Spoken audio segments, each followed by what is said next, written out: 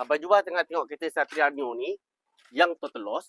Problem dia sekarang ni, owner nak ambil balik barang-barang dia yang bukan personal untuk dibawa balik. Boleh ataupun tidak.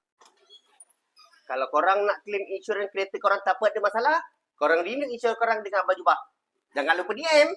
Apabila sesebuah kereta tu insurans dah considerkan sebagai total loss, kereta itu adalah hak milik insurans sepenuhnya. Bukan lagi milik owner, bukan lagi milik bengkel dan bukan milik Abang Jubah juga. Owner hanya boleh ambil barang-barang personal dia sahaja.